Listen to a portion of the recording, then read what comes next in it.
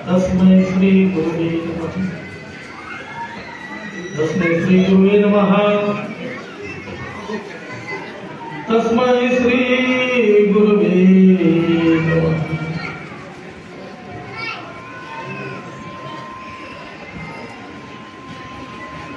आजचा दिवस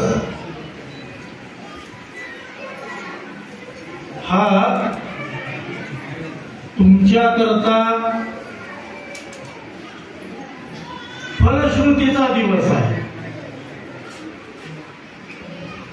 7 दिवस सातत्यानं ज्या भगवंताचं नामसंकीर्तन तुम्ही केला,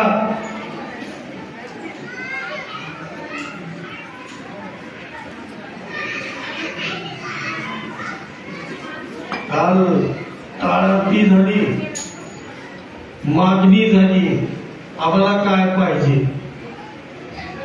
काय झाली मागणी?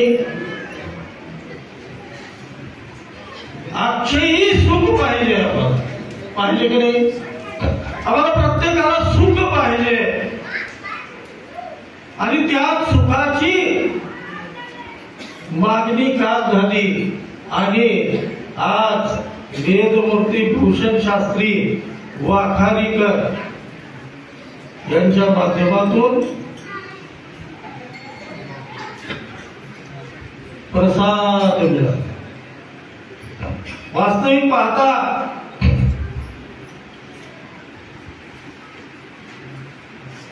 प्रसाद म्हणजे मनाची प्रसन्नता। पहिल्या दिवशीपासून ते शेवटच्या दिवशीपर्यंत,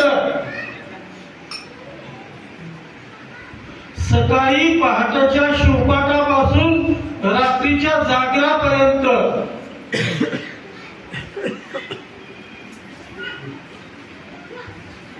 किती जणांनी कष्ट घेतले? किती जणांनी? सत्य करून का?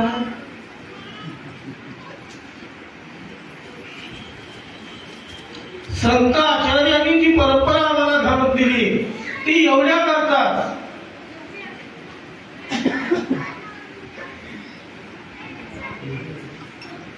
वर्षभर आम्ही कष्ट, कामाने कष्ट, संसारात सुख दुःख, समाधान असमाधान, तृप्ती अतृप्ती बघत बघत बघत आमचं वर्ष आलं। वर्ष आल्याबरोबर विराम टाकला।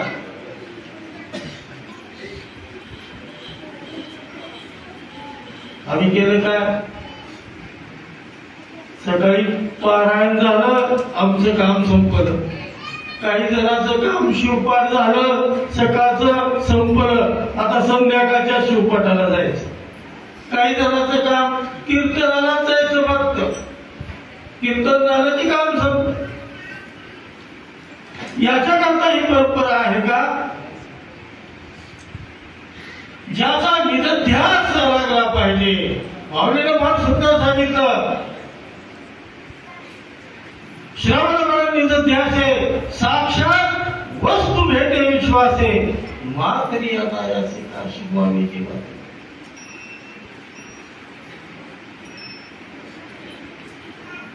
आम्हाला लेकरं बाळ नाही, संसार नाही, घर नाही, दार नाही, काही नाही।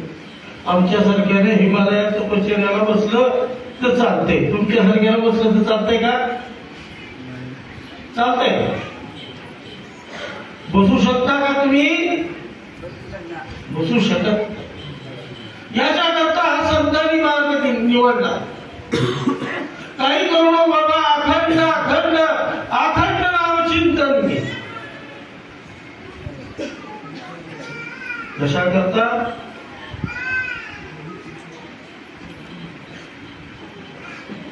प्रसादस्तु प्रसन्नता। प्रसादस्तु प्रसन्नता, प्रसन्नती करता। आमच्यामध्ये विवेक जागी झाला पाहिजे। आम्हाला चांगलं वाईट, सत्कर्म दुष्कर्म, सत्प्रवृत्ती दुष्प्रवृत्ती सदाचार आणि अनाचार याच्यातला भेद कळा. खरं सांगा मला, सुख म्हणजे काय? केला का कधी विचार? सुख कशाला म्हणावं? कशाला म्हणतात सुख? म्हणजे गाडी मिळाली की सुखी झाला, बंगला मिळाला की सुखी झाला, लेकरवाळीची लग्नी झाली की सुखी झाला, शेतात जास्त पिकलं की सुखी झाला. आम्हाला सुखच कळालं नाही.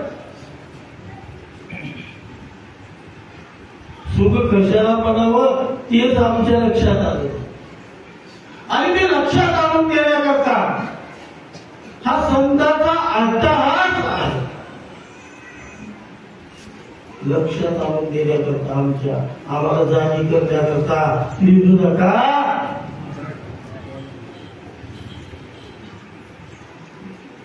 जाणी करण्याकरता सांगितलं आवड दिली, उठा उठा जागे व्हा.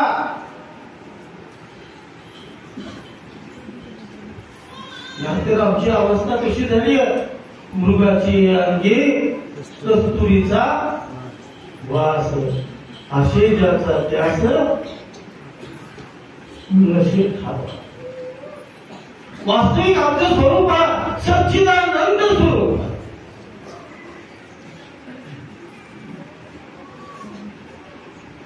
पण आम्ही अडकलो स्त्रिया मोहकार मायेमध्ये. कशात अडकलो? कशात अडकलो?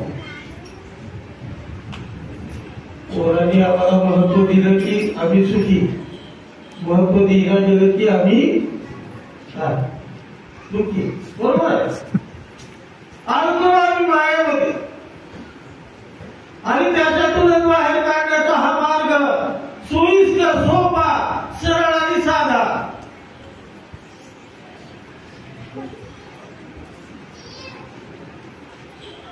मार्ग इतका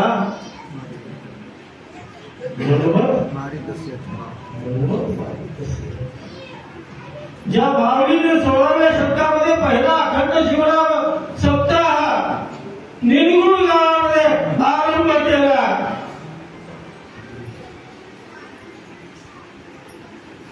याच्यात परम चैतन्य,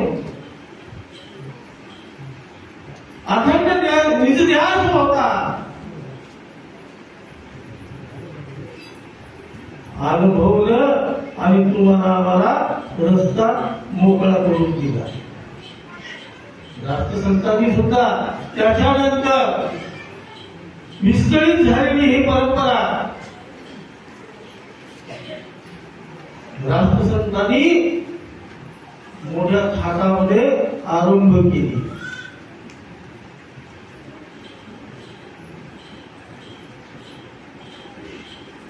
रावण गवळा सप्ताह आरंभ झाला. सांगतो तुम्हाला घटना काय.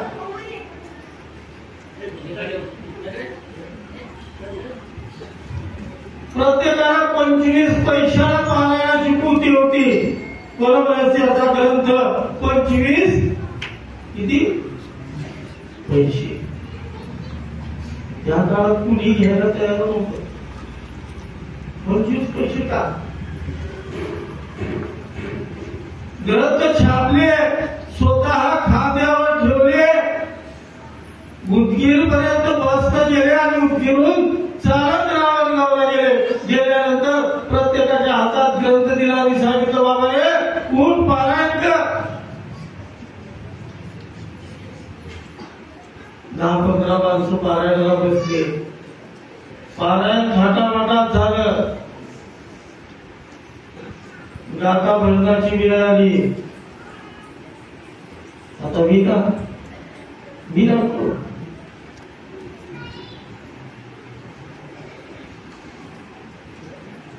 आता आमच्याकडे एक विण्याचा काळ सुटला की नवीन विरा. परिस्थिती गंभीर होती. काळ विचित्र होता. सांगितलं विनाला हे हरकत नाही, गावामध्ये तुमतुन वाजविणारा कोणी आहे का? येऊन या तुमतुन. टरबूज बांधून 1 लाख रुपयाला वेगळं राहत होतं आणि त्याला 2 कार राहत होते, त्याला तुंबून ते घेतलं, खांद्यावर ठेवलं आणि गाथा उकळून स्वतः भजन करायला सुरुवात केली. 2-3 भजन करी तयार झाले. टाळ टाळ टाळ आता मी टाळांचा खूप महाग झालाय, 700-800 रुपये होतो. त्यावेळेला उपलब्ध नव्हतं, व्यवस्था नव्हती. लहान लेकरांच्या चिपळ्यामध्ये खेळण्यामध्ये लहान लेकरांच्या टाळ घेतले आणि 2-3 टाळकरी उभा केली. ही परंपरा ज्यावेळेला निर्माण केली, स्वतः ज्यांनी हिमालयामध्ये 2 वर्ष ज्यांच्यावर साक्षात्कार झाला, भगवंताची कृपा झाली आणि ती पूर्ण अवस्थेमध्ये राहिले, काही गरज होती का एवढं बेजार व्हायची? होती का? आता आमच्यासारखा महाराज गाडी जर मिळणार गेली तर होते, आता वाहू द्या पुढल्या वर्षी बघून. बरोबर आहे. पण संतांची वृत्ती वृत्ती हे जगा न देखणी सर्वसामान्य व्यक्तीचा उद्धार झाला पाहिजे, त्यांचा उत्कर्ष झाला पाहिजे, याच्याकरता ही परंपरा निर्माण. आणि या परंपरेचा हा प्रसादाचा दिवस कशा करता तर आमच्या प्रसन्नतेकरता.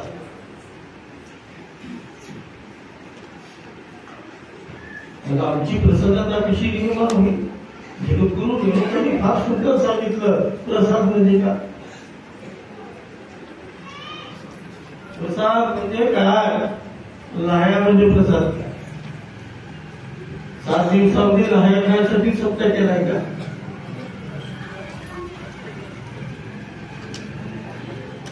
नैर्मल्यम सोडिंगम प्रसाद इति कथ्यते. मनाची निर्मळता, मनाची पवित्रता, मनाची शुद्धता, मनाची स्वच्छता म्हणजे प्रसाद. कशी निर्माण होते? आता ही एवढा मोठा संगमेश्वराचा मंडप आहे का? आहे की नाही? एवढं मोठं हे गाव आहे, एवढ्या मोठ्या गावामध्ये एवढा मोठा संगमेश्वराचा मंडप आणि त्या मंडपामध्ये सतरंजी किती आहे? अंतर्गत सतरंजी किती? एकच आहे. जरी 4 बॅटऱ्या अंतर असल्या तरी एकाला एकच लागून आहे की एकाला 1 लागून आहे. एकच सतरंजी आणि त्या सतरंजीवर या संगमेश्वराच्या साक्षीनं सबंध गाव एका जागी.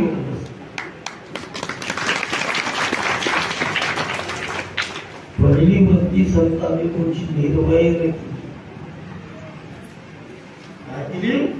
निर्वैर. या मंडपामध्ये बसणारे एवढे जण, किती जणांसोबत जमत नाही? खरं सांगा.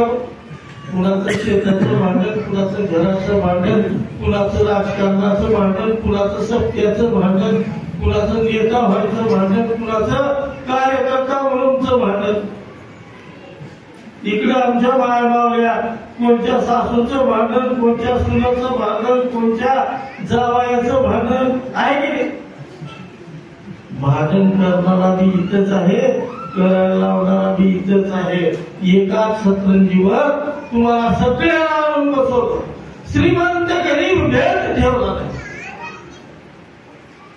कुणाला 100 एकर जमीन असेल की नाही, आणि कुणी याच जमिनीमध्ये रोजगार करणारा असेल, पण सतरंजी एक, जागा एक आणि आणून बसविलं एका जागी.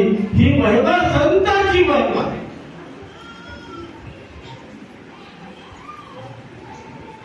आम्हाला कळालं नाही आमचं बरं कसं सहज होऊन गेलं.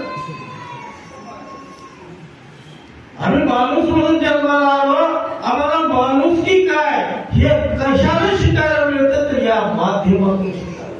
मी नेहमी सांगत असतो, अखंड शिवराम सप्ताह म्हणजे संस्काराची परंपरा. इथं येणाऱ्या प्रत्येकावर संस्कार केला जातो, संस्कार केला जातो.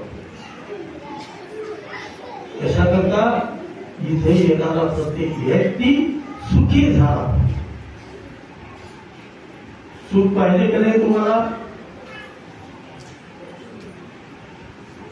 कुणालाच पाहिजे नाही. कुणी म्हणते आम्हाला पाहिजे, आम्ही ते देण्यासाठी सुख आम्हाला प्रत्येकाला पाहिजे. मग सुखाचा मूळ मंत्र काय तर आमची संतती संस्कारित झाली पाहिजे.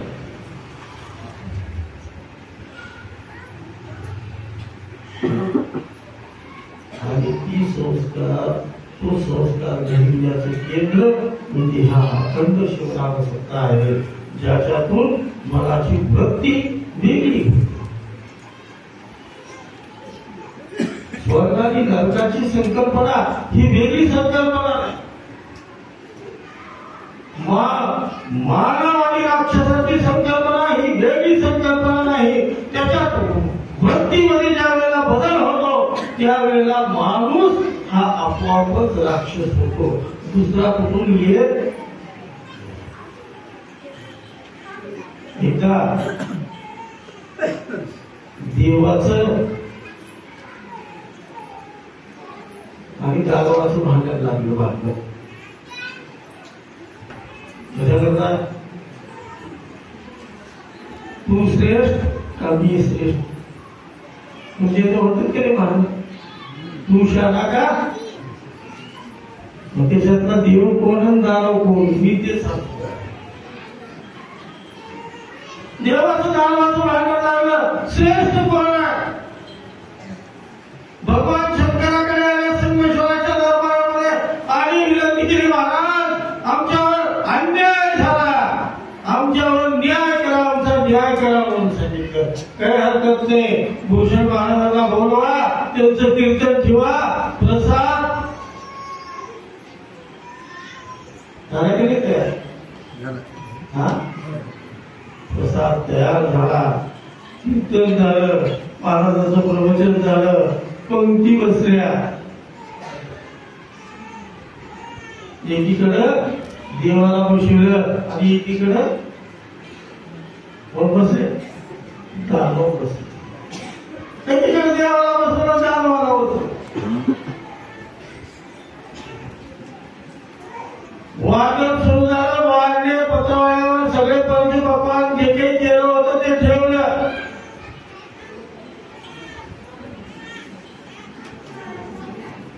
आणि एका शेतकऱ्याला सांगितलं, जा म्हणजे लाकडाची एवढ्याने टिकून घेऊन एवढ्याने टिकून आणले आणि प्रत्येकाच्या कुठं मारले? कोपऱ्याला मारले. आणि सांगितलं, सापडेला पार्वती शिवाय महादेव योगेश्वर भगवान की जय. या प्रसाद खा.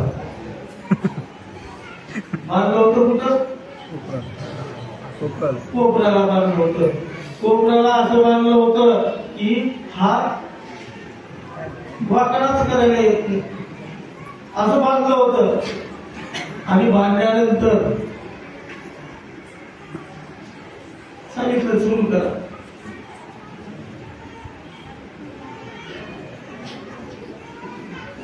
देवाने विचार केला, 7 दिवस सप्त्यामध्ये रोज कीर्तन ऐकलं, भजन केलं, परमार्थ केला, वृत्ती बदलून गेली. याला प्रत्येक जण सांगत होता की प्रत्येकामध्ये जे जे विषय दृष्टी पुढे ते अवघे शिवरूप होतात.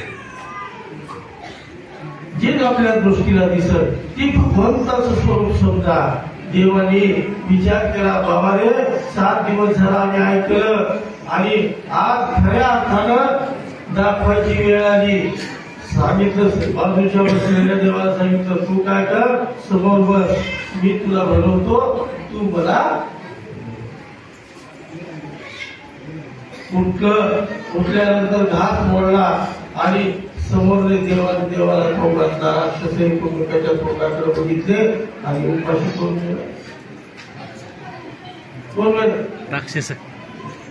राक्षस उपाशी म्हणले, मी ह्याला खाऊ घालतो का? मी ह्याला खाऊ घालू? हे काय माझ्यापेक्षा छान आहे? ही वृत्ती ज्या वेळेला माणसाची दूर होईल आणि त्या वेळेला खऱ्या अर्थानं प्रसाद प्रत्येक व्यक्तीला प्राप्त होईल.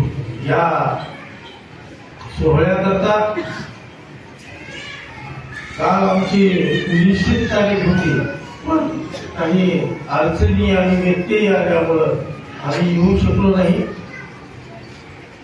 खऱ्या अर्थानं संगमेश्वराची इच्छा प्रसादाच्याच दिवशी यावं असे असेल, काही सांगता येईल.